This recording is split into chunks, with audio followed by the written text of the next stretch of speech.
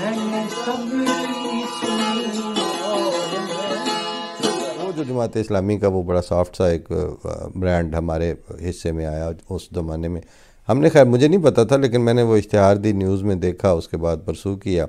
اور وہاں تو بڑی انگریزی میں یہ لکھا ہوا تھا کہ an international organisation needs the services of a translator to translate the material. تو اس طرح وہ جو اشتہار کی زبان ہوتی ہے, ہم نے وہاں پہ رابطہ کیا, پھر اپنا پروفائل بھجوایا, انہوں نے شارٹ لسٹ کیا, ہمیں بلایا تو انہوں نے کہا جی یہ صفحات لے جائیں, ان کو ترجمہ کر کے لے آئیں. تو وہ میں نے دیکھا تو اس میں قرآن کریم کی آیات کا اکثر استعمال تھا مختلف موضوعات کے اوپر, مختلف مسائل کے اوپر, اور وہ خیر ہم نے وہ ترجمہ کیا. ترجمے کے لیے ظاہر ہے میں نے مولوی شیر علی صاحب کے ترجمے سے مدد لی, اور جب وہ انہوں نے ایویلویشن کے لیے انٹرنیشنل اسلامک یونیورسٹی کے جو شعبہ انگریزی تھے ان کے سربراہ کو, صدر کو دیا, انہوں نے اس میں وہ جو میرے والا جو ترجمہ تھا اس کو A+ گریڈنگ میں دے کے تو انہوں نے کہا یہ سب سے اچھا ہے. اس کے بعد پھر انہوں نے ڈیٹیلڈ انٹرویو کے لیے بلایا, وہاں F10 میں ان کا دفتر ہوتا تھا. تو کہتے ہیں جی یہ ہمارا بڑا اہم کام ہے, ہم آئندہ زمانوں کی نسلوں اور کینیڈا اور پتہ نہیں کہاں کہاں کے جو بچے باہر پیدا ہوئے ہیں, باہر پڑھے بڑے ہیں, ان کی تربیت کے لیے ہم نے یہ کتابچے بنائے ہیں, نماز کے لیے, فلاں کے لیے, فلاں کے لیے, اور یہ سعودیہ فنڈڈ ہے یہ ہمارا پروجیکٹ. تو آپ نے بڑی احتیاط کا تقاضا ہے. تو میں نے کہا جی تقاضا کیا ہے, آپ نے دیکھ لیا ہے, جہاں جہاں آپ کو سمجھ آئے گی کہ یہ ٹھیک کام ہو رہا ہے دیتے رہیں. تو خیر وہ اس زمانے میں کوئی 2000 صفحے کا کام تھا, اور مطلب جتنی اچھا ریٹ تھا. تو میں نے وہاں ایک بزرگ دوست سے پوچھا بھی ربوہ میں کہ میں اس طرح, کہتے ہیں بھائی کرو کام, آپ کو کام مل رہا ہے, آپ کو وہاں جا کے تو ٹردے ٹگے کو سوٹی مارنے کی کیا ضرورت ہے. تو میں نے کہا جی ٹھیک ہے. تو وہ کوئی 8-10 مہینے کا پروجیکٹ میں نے کیا. کیوں یہ ساری بتائی بات آپ کو, اس لیے گزارش کی کہ جس وقت بڑے بڑے ادارے قائم کیے جا رہے ہیں تو اس وقت انٹرم وقتی مفاد, وقتی ضروریات کے لیے میڈیوکر, ذرا سے بہتر, بہت بہتر, لڑاکے, خونخوار, مائلڈ, کم خونخوار, بہت خونخوار, یہ ساری قسمیں علماء کی ان کو فائنینشلی پہلے ہک اپ کیا جا رہا تھا, پھر ان کو ٹاسکنگ کر کے بتایا جا رہا تھا کہ تم ایسا شعبہ سنبھال رہا ہے تو تم یہ ہوتا رہا, پریورٹیز میں تھا اس وقت. امریکہ کے بھی پاکستان فرسٹ کزن ہوا کرتا تھا, وہاں سے وہ بھرتی چاہیے تھی. انگریز دور میں آج تک کہا جاتا ہے جبری بھرتی کی جاتی ہے, یہ بھی جبری بھرتی تھی, صرف یہ کہ یہ مائنڈ سیٹ چینج کر کے. اور واشنگٹن میں مائکرو فون ہوتے تھے, سعودی عرب میں سپیکر لگے ہوتے تھے, وہاں سے جب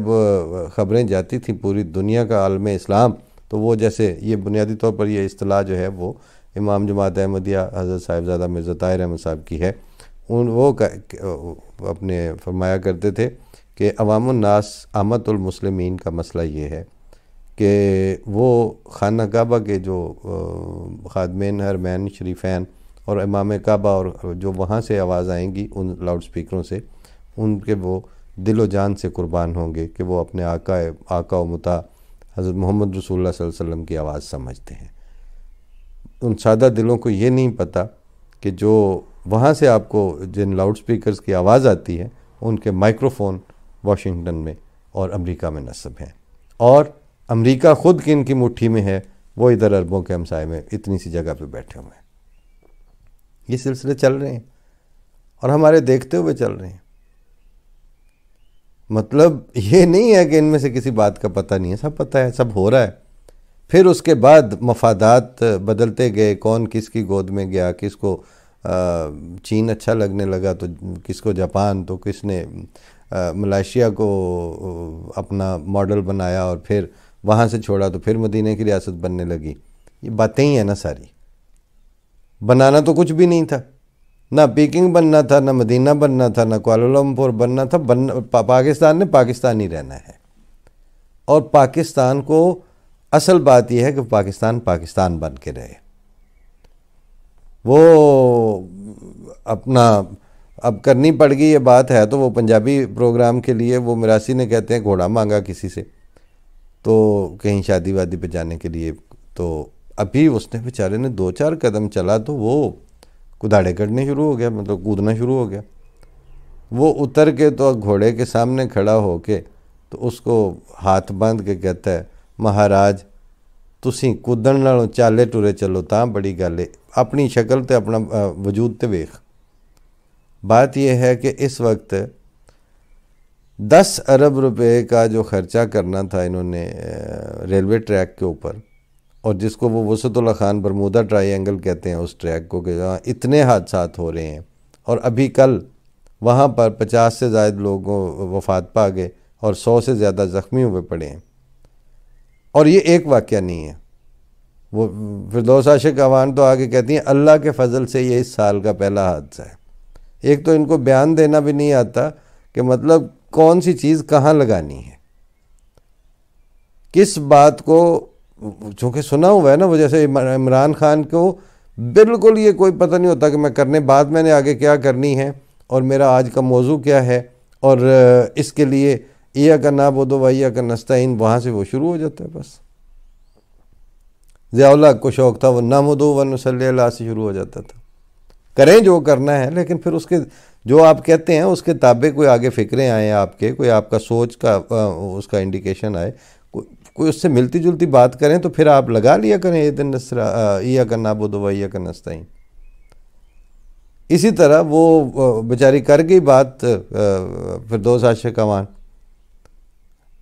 اللہ کے فضل و کرم سے یہ اس سال کا پہلا حادثہ ہے، 50 بندہ مر گیا، تو انہوں اللہ تعالیٰ کا فضل قرار دے رہی ہیں۔ مگر یہ سب کچھ چل رہا ہے نا، کیونکہ یہاں سے ہی آپ کو پتہ چل گیا ہے، اور اس طرح کے فکرے وہ آج ڈان والوں نے تو خیر اتنا حصہ نکال کے سنوایا ہوا تھا۔ اب میں نے آپ کو جو یہ آج کہانی پڑھ کے سنائی ہے وہ یہ ہے، اور یہی وجہ سے میں نے اسی وجہ سے اس کا عنوان جو ہے وہ جان ایلیا کے ایک مصرے سے لیا ہے کہ میر دلی سے نکلے گئے لکھنؤ، تم کہاں جاؤ گے ہم کہاں جائیں گے۔ یا بہت بچپن میں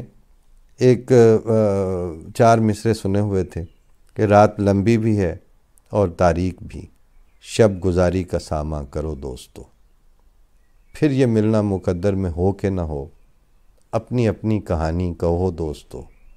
مجھ کو معلوم ہے تم بھی میری طرح جانو دل کوئے الفت میں ہار آئے ہو، اب یہ بازی نئے سر سے ممکن نہیں، اپنا انجام خود سوچ لو دوستو۔